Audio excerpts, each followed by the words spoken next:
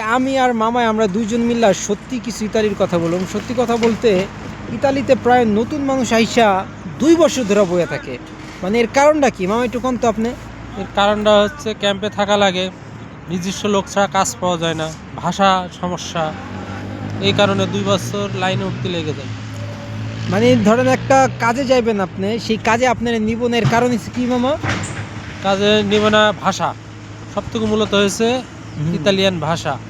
আর অনেক মূর্খ বাঙালিরা কয় না আপনার কাজের স্কিল থাকলে আপনি পারবেন। উনি একটা ইলেকট্রিক কি জানি আপনি ইলেকট্রিশিয়ান, সৌদি ঠিক আরবে আছে।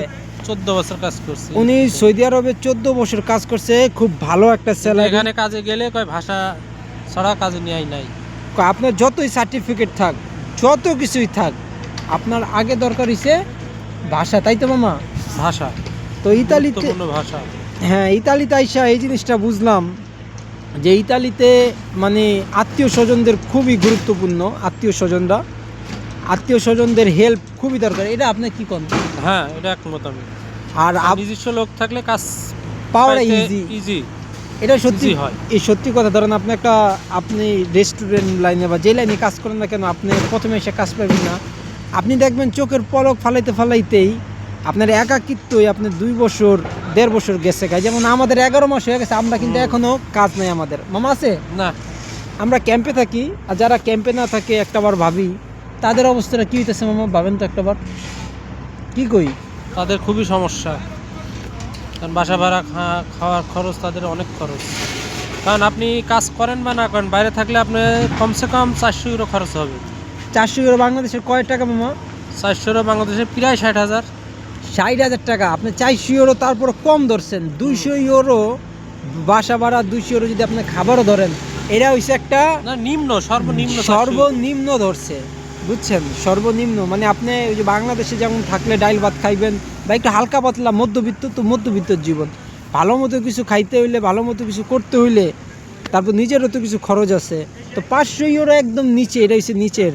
তো এই দেশের বর্তমান মানে কাজ পাওয়াটা খুবই সংকট হয়ে গেছে। আবার আরেকটা কারণ হচ্ছে মানুষ বেশি হয়ে গেছে। মামা এটাই কি আপনি একমত? হ্যাঁ, একমত।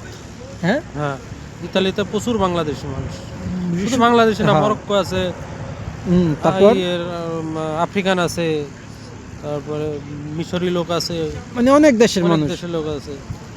তো মানে এই মানুষে কাজের, আমি আপনাদের বুঝাই, ধরেন 90 দশকে 2000-এর দশকে এই যে আপনার বিদেশের কিন্তু এই কাজই করে, যত মানে হোক আমাদের মতো মধ্যবিত্ত বাঙালিরা।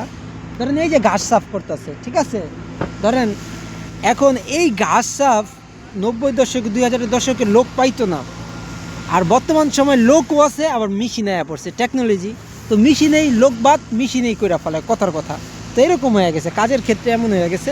আর লোকের অভাব নাই, এর জন্য কাজ পাওয়া খুবই সংকট মামা। যারা ধরেন দেশের থেকে, না এটা আবার আরেক ভিডিওতে বানাবো, ঠিক আছে?